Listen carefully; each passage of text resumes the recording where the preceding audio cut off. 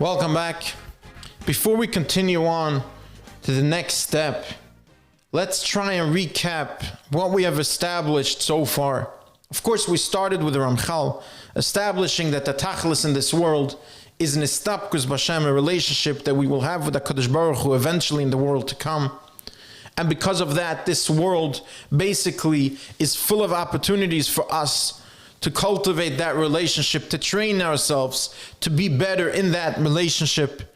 And that of course is the focus of having children. And of course, because of that, we have to start understanding the basics of creating those relationships. We discussed the idea that there are three partners in a person, Gimel Shutfim Ba'adam, his parents and HaKadosh Baruch Hu. And HaKadosh Baruch Hu created that as an opportunity for us to learn from him, as he is the role model for us to learn how a parent creates that relationship with the child. Of course, from there we looked on to the idea of how we start with respect as the first fundamental in that relationship, and the idea that respect comes from Tzelem Elokim, which of course every Jewish child is born with.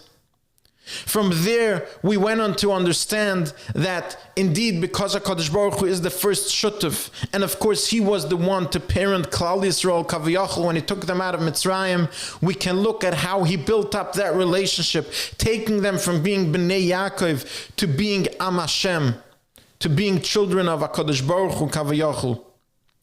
And of course we discussed how within Mitzrayim, even before taking them out, HaKadosh Baruch Hu started cultivating that trust by all the conditions that the Chovos HaLevavos brings in Shara B'Tachon, of how one has to create circumstances and has to create conditions, Germim as he calls it, causes for trust. Through that we saw that HaKadosh Baruch Hu started this with, of course, the unconditional giving, where it didn't depend on the fact of how Klal Yisrael behaved in Mitzrayim, but HaKadosh Baruch Hu gave anyway. We discussed the ideas of being considerate to the needs of the child that HaKadosh Baruch Hu did with Klal Yisrael in Mitzrayim, thinking about everything that Klal Yisrael needed, as we discussed at length. Being concerned with the things that they didn't even know that they needed and giving it to them anyway. Of course, the unrestricted giving that HaKadosh Baruch Hu gave with, he didn't just give the limited amount that was needed, but with an abundance, with the milk and honey, as we discussed. We discussed the communication that is needed with an infant even, as HaKadosh Baruch Hu sent Moshe to communicate with Klal Yisrael. The physical connection that came through Moshe and that we need to use to our children in their infancy. And of course, the entire idea was unconditional giving from beginning until they were about to step out of Mitzrayim. At that point, HaKadosh Baruch Hu said, now I'm going to train them and teach them that at some point this relationship is going to become a two-way relationship. And for that, he wanted them to do a certain mitzvah before they leave Mitzrayim. And of course, after they left Mitzrayim, there was still, before Matan Torah, there was still going to be in Mara, HaKadosh Baruch Hu was going to add a little bit of mitzvahs. Again, training them to the idea that there is going to be here a two-way communication, where HaKadosh Baruch Hu, of course, will continue to give. And Klal Yisrael will also try to cultivate that relationship through the mitzvahs. And of course, as we see, when Klal Yisrael leaves Mitzrayim as infants, Am Yisrael is born, they're still not completely ready. On the one hand, yes, they built up that trust, and that's why they're going Lech dich acharei b'midbar be'eretz le'zerua. They're willing to take that leap of faith. They're willing to jump into a desert because HaKadosh Baruch Hu indeed built up that trust. So there is a level of trust when a parent gives their child all this that HaKadosh Baruch Hu gave to Klal Yisrael. Of course there is a level of trust, but HaKadosh Baruch Hu is showing us in the story of Yetzias Mitzrayim that this type of trust is something that you have to continue to cultivate. It's not something that you build up one time and then you let go. And more than that, by Kriyas Yamsuf we see HaKadosh Baruch Hu is telling us, sometimes a parent might think the best time to create a bond with their child is when everything goes well. HaKadosh Baruch Hu shows us that the opposite is true. By Kriyas Yamsuf, when Klal Yisrael is in danger, when Klal Yisrael is scared, they want to go back to Mitzrayim. Just let me go back, I'm scared. HaKadosh Baruch Hu says, now I'm here to nurture you and to continue to cultivate that bond, that relationship with you. And HaKadosh Baruch Hu says, walk into the Yamsuf.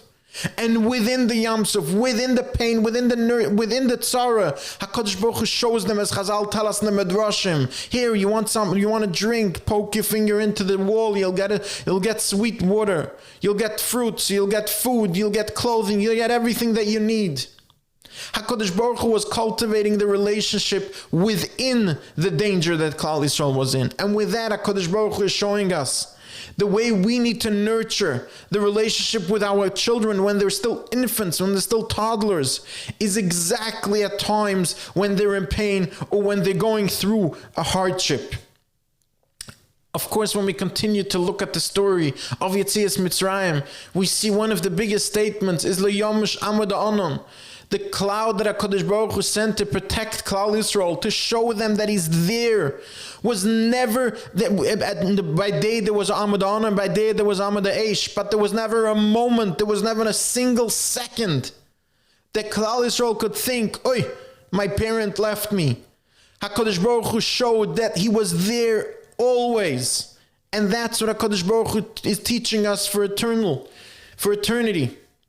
That the parent has to show that I'm always, always here for you. Whether it's by day and things are going well, or it's by night and things are not going well. In order to cultivate that trust, to cultivate that relationship, a parent has to show there is never a moment that I'm not here for you. And of course, as you will see, this was all a build-up for Matan Torah. This was all a build-up for the guide that HaKadosh Baruch Hu is going to give Klal Yisrael for the rest of their lives.